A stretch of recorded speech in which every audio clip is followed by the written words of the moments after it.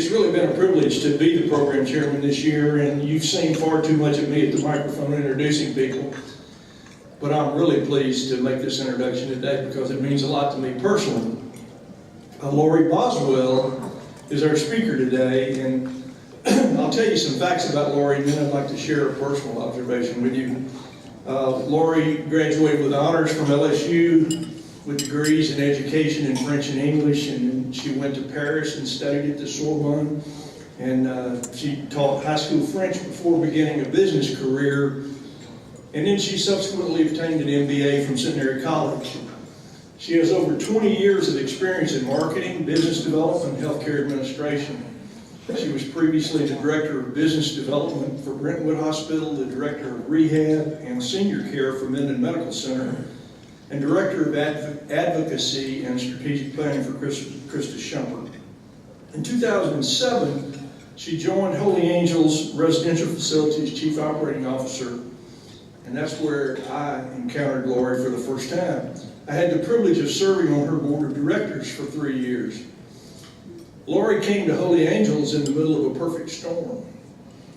The facility had just passed from the management of the Catholic Diocese of Northwest Louisiana to a private foundation, and suddenly was governed by a lay board of directors, and nobody knew what the future of Holy Angels was. And the parents were upset, the sisters were upset. Thankfully, the residents were settled and not upset.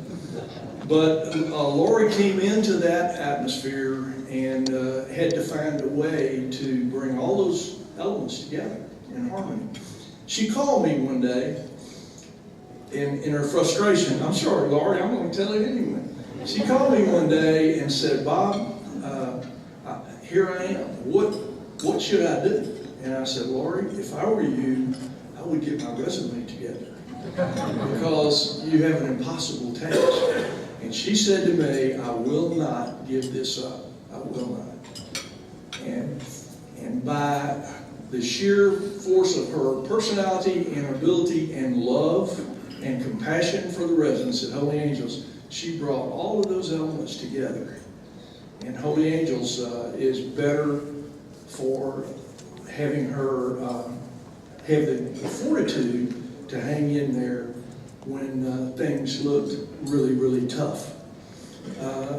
She was honored in 2011 as being one of the Shreveport Times 10 Outstanding Leaders in the Community.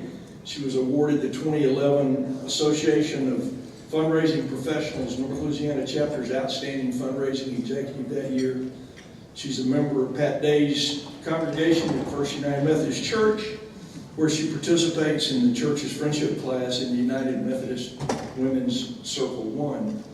Her hobbies include supporting the Shreveport Symphony, cheering for the LSU Tigers with her husband Rick and son Matthew, and being a member of the Delta Society Pet Partners team with her golden retriever, Luke.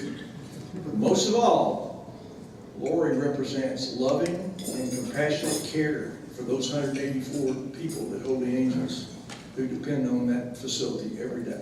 Laurie Boswell.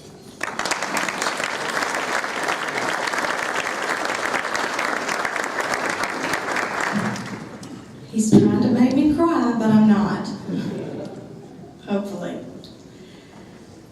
Well, it's a special privilege to be with you today because I am a Rotarian and a member of the Downtown Rotary, and I can say that I'm a better citizen and a more informed citizen because of my participation here. And Bob nominated me, and he's done a great job in leadership for our community. And he was also responsible in leading Holy Angels through a $2.4 million HVAC renovation project across the facility. So thank you, Bob.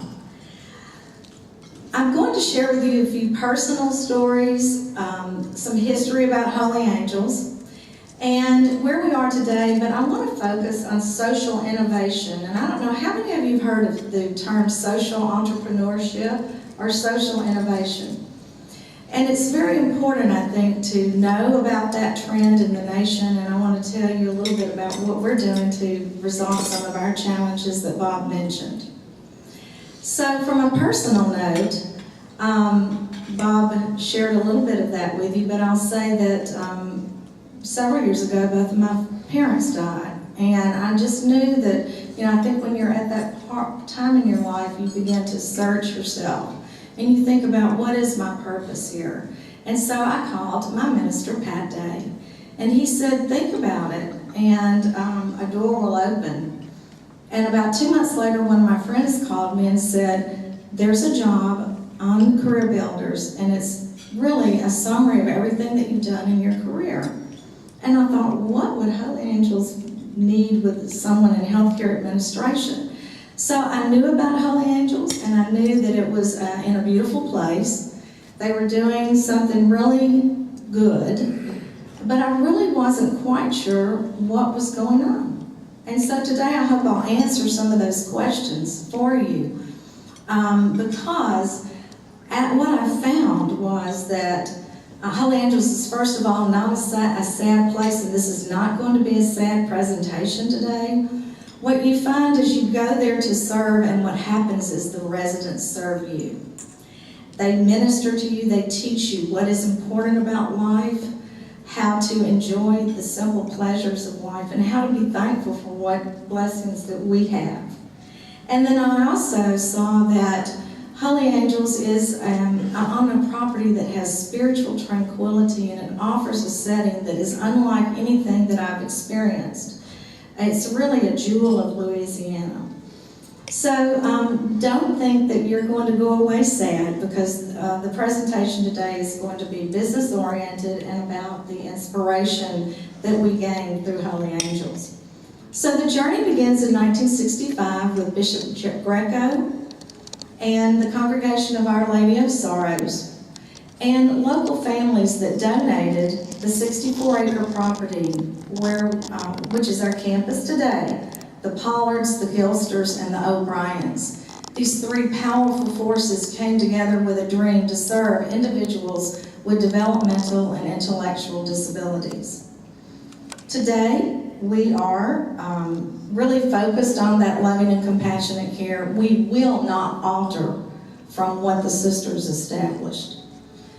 And we say that we have plan A. We don't have plan B. We are going to execute on plan A. And we are function as a division of the department under the regulation of the Department of Health and Hospitals, as a residential training facility and a day program.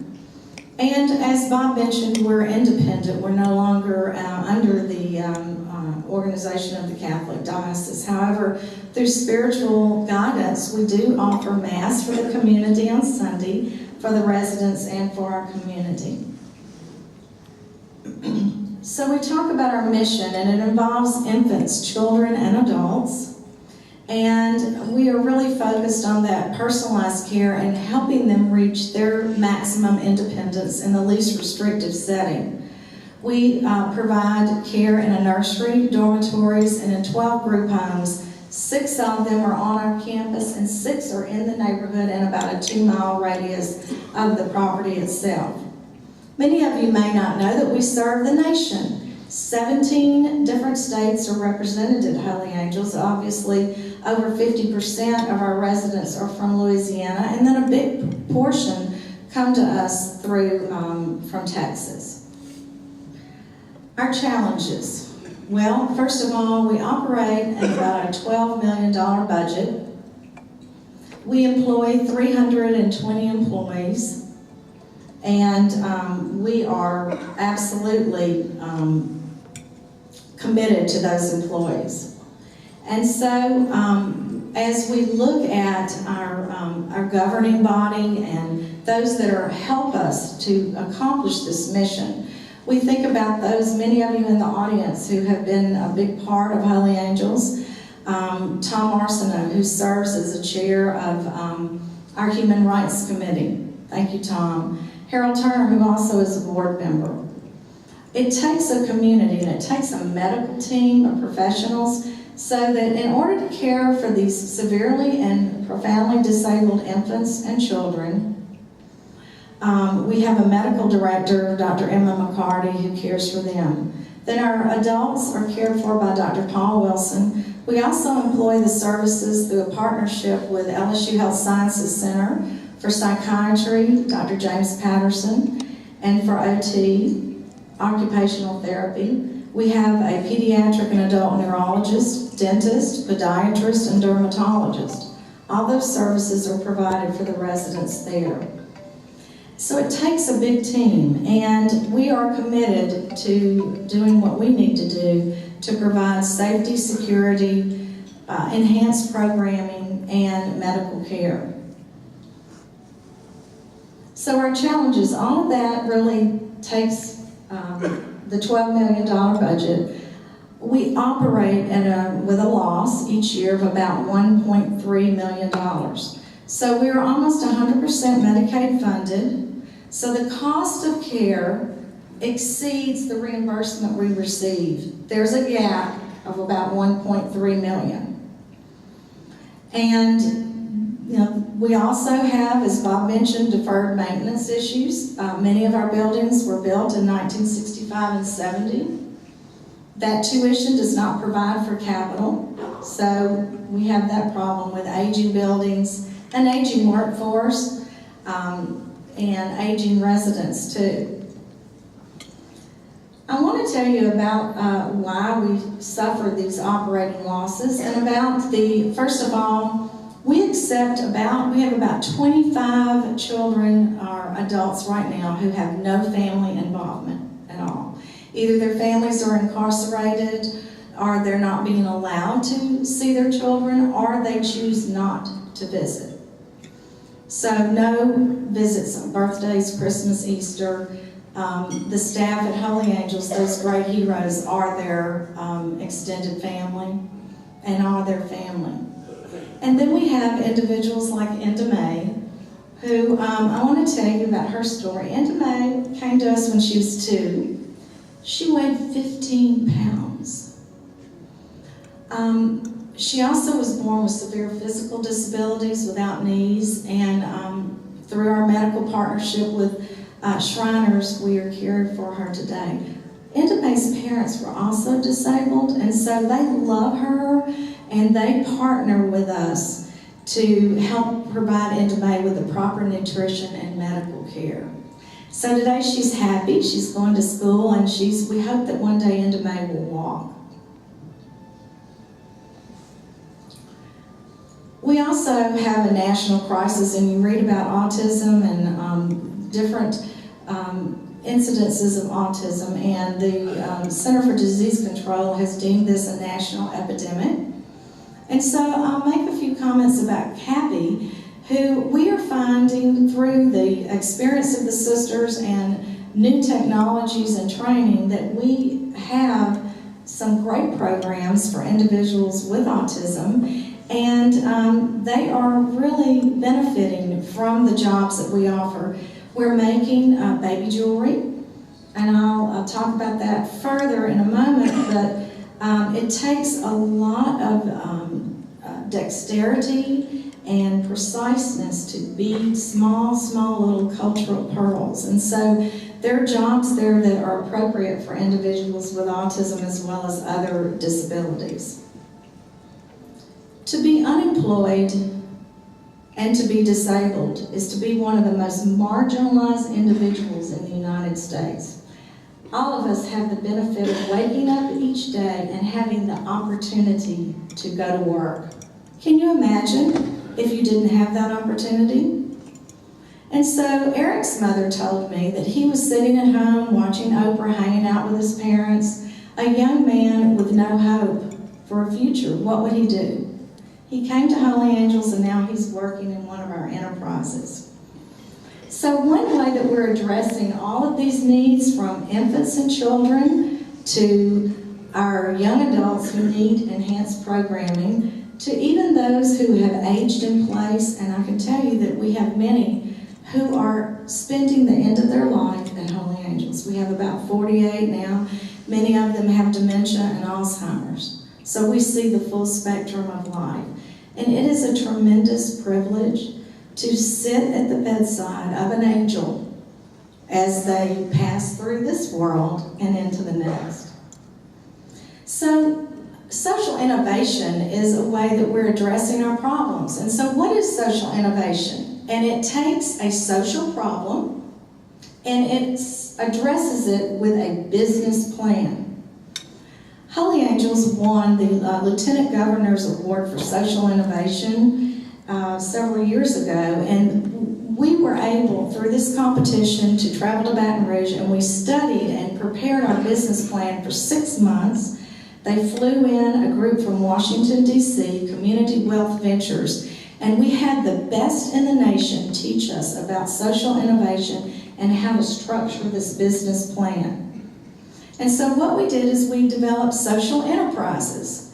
And we take the problem of individuals who need work, meaningful work, individuals who are disabled, and giving them an opportunity for meaningful work, and we solve it with this business plan of social entrepreneurship. So we take the creative genius of individuals with disability, and I can tell you that they have a connection with the divine. And that shows in their products that they produce. And their work ethic, because they want to work. And everyone who is able to get up and get to work at Holy Angels works. And we take that creative genius and their work ethic, and we produce products and services which have really an intrinsic value in that they communicate. They translate our mission to the community. It also is exciting for the residents as they know what their sales figures are for the week, and they're very competitive. So the enterprises, we have several, and I'll talk about just a few, but let me just tell you about how we developed them. We basically took our legacy of what the sisters had done for years. They were in workshops where we were making cookies. Many of you have heard about that. And they were sewing and knitting and painting, and we took those and we moved them into a business model, an enterprise. And so the first one I'll talk about is the business services enterprise. And remember this, when I talk about paper and shredding, I'm going to talk about that again in just a moment. So we shred for the IRS and Medicaid. And we have contracts with local CPA firms, attorneys, hospitals, doctors' offices, and we also collate for some Ford dealerships in Texas, and we collate sales materials for them.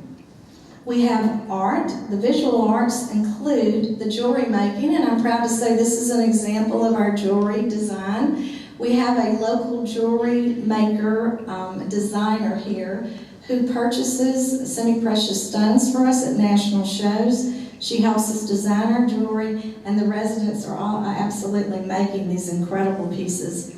And I shop daily on the campus. We also have knitters and those that detail work. I guarantee you, as they're making these beautiful baby blankets, one stitch wrong, they pull it out.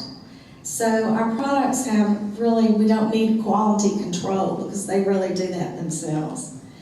And then of course our famous culinary arts enterprise, where we have baked about 4,000 dozen cookies per year. Can you believe that? We had a bakery, we moved it into an actual commercial bakery where we got convection ovens and upgraded our equipment. And so now we are offering Sister Seraphine's special secret family Italian recipe for lasagna. Now the horticulture enterprise, which has gained a lot of recognition and interest across the community, and we've had a lot of support for that. Because of the initial investment by the Community Foundation, we were able to hire a horticulturalist. We have other partners like Willis Knight who have helped us in the startup phase. The plans for horticulture will include vermicomposting, raised bed gardens, Angelworks Conservatory, and the Angelworks Center. Hoagland's Landscape Design gave us this beautiful landscape design. What we'll be doing is beautifying the area off of Overton Brooks, where we back up to Long Lake and the beautiful homes there. We want to be good neighbors. So we're working to protect the beauty and the tranquility of our setting while beautifying that area. And so I don't know if you're familiar with vermicomposting, but the Master Gardeners in the Louisiana Ag Center came out and they saw that we had a greenhouse, leaves, shade, a workforce, and lots of paper scrap. And I said, what do we do with this? And they said, vermicomposting. And I knew the word vermi is French for worm, and I thought, French worms with Italian sisters. I like that. So we actually are feeding the paper scraps to the worms. We're producing nutrient-rich compost. We also have a biogenerator there. It's a science project. We'd love for you to come out and see it, where we're brewing worm tea, not to use for drinking, as the residents will tell you, but to water your plants. And I've tried out the vermicomposting, and it is just incredible. So the horticulture enterprise really is about community partners, and Chesapeake has done a great job of bringing out volunteers and their support. We have Centenary College volunteers. We have a whole host of community volunteers. We have Michael and Jean representing our Champions for Children initiative with young professionals. So, Bob was very, gave me a great introduction, but I have to tell you that it takes this whole community to do what we do. And we've also been given a daylily and iris farm from Bethany, and we're moving 6,000 daylilies and irises to the property where we'll be selling those. This is a picture of the conservatory. When I talk about a greenhouse on our property, I'm talking about something very beautiful that will enhance the neighborhood, and we are proud of that. We also have have an additional project, which is my dog Luke, and Luke and I are pet therapists, and this is Sister Conchetta and Sister Seraphim. And it would have been better if Mother Teresa had followed Sister Conchetta in her retirement rather than me. But she's there, and we're so lucky to still have the sisters active and on the property, and it's an incredible experience. Our consumers we have business consumers, and we have also our day program consumers, because what we are going to do with these enterprises is expand our mission to those in the community who can come to Holy Angels and spend the day with us, live at home, and work on the property. Our financial plan really was projecting that 63% of our revenue would come from our retail services and products. And I can tell you honestly, we're not there, but as in any business startup, we have had delays, and so we're moving very rapidly in that direction, and we appreciate the partnerships of the community and that are backing us in that, because truly, we will work towards sustaining this incredible mission and enhancing the lives of those who are 18 to 30 years old who are waiting at home for an opportunity to come to work. So what is Holy Angels? Well, we know this, that success changes lives. Holy Angels, I would say, is a benevolent employer offering really good benefits, health benefits, and retirement benefits to the 280 direct service workers who care for our residents. We're a social innovator, and we also know that Holy Angels was established as a calling of the soul, and it manifests itself today as a sanctuary for the infinitely innocent.